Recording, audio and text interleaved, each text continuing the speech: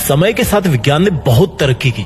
वैज्ञानिकों ने बहुत सारी खोजों के साथ साथ एक ऐसी खोज भी की जिससे किसी भी इंसान को हो रहे दर्द को यूनिट में नापा जा सके।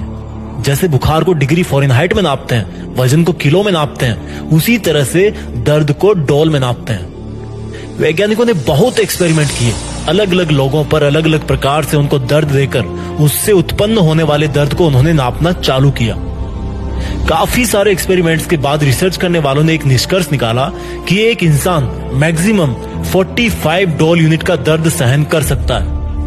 इससे ज्यादा दर्द अगर इंसान को महसूस होगा तो या तो वो मर सकता है या फिर वो जिंदगी भर के लिए अपाहिज हो सकता है। लेकिन अब मैं आपको एक चौंकाने वाली बात बताने जा रहा हूं। एक माँ अपने बच्चे को जन्म देते समय 57 डोल के दर्द का सामना करती है। यह दर्द उतना होता है जितना किसी इंसान को उसकी 20 हड्डी एक साथ टूट जाने पर होता है। 57 डोल का दर्द किसी भी इंसान की जिंदगी में सबसे दर्दनाक और रिस्की काम होता है। एक माँ कितनी स्ट्रांग होती है और अपने बच्चे की जिंदगी के लिए कितना दर्द उठा सकती है, ये बात तो वो तभी साबित कर देती है जब उसका बच्चा इस दुनिया में पहली सांस भी नहीं लेता। माँ के हाथ में भले चूड़ियां होती है, लेकिन उसकी हिम्मत के बराबर इस दुनिया में आज तक कोई दूसरी हिम्मत पैदा नहीं हुई। साइंस तो ये भी कहती है कि गीली लकड़ियों से आग जलाना बहुत मुश्किल होता है, लेकिन मैंने देखा है मेरी माँ को गीली लकड़ियों से चूल्हा जला के हर मौसम में उस पे मेरे लिए रोटी बनाते हुए। ताजुब होता है रसोई के भारी भरकम धुआं से भी अपने बच्चों के सपनों को कितना साफ साफ देख लेती है माँ। जाने किस मिट्टी के हाथ बने हैं उसके, जो तवे पे उंगलियां जलने के बाद भी इतना टेस्टी खाना बना लेती है।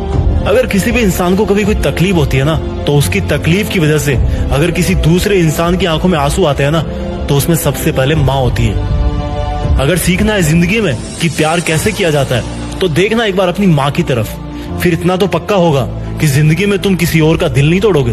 अगर सीखना है जिंदगी में कि किसी की फिक्र कैसे की जाती है, तो अपनी माँ को तब देखना जब तुम कभी घर आने में थोड़ी सी देरी कर दो, और वो तब भी तुम्हें खाना खिला करके ही खाना खाती है।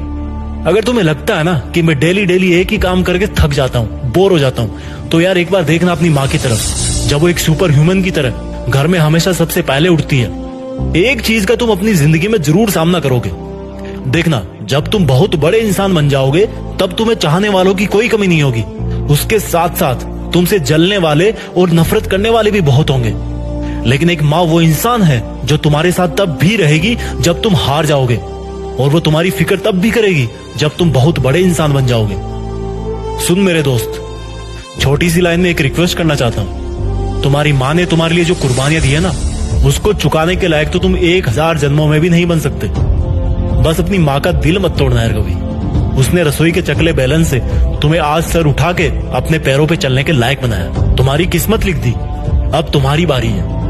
तुम लाइफ में जो कुछ भी कर रहे हो या करना चाहते हो, बस अपनी माँ के लिए अपनी मेहनत की कलम से थोड़ी सी खुशियां जरूर लिख देना। अपनी माँ की कुर्बानियों को कुछ इस तरह से सलामी देना कि देश में अपना नहीं बल्कि दुनिया में देश का नाम कर देना। जय हिंद,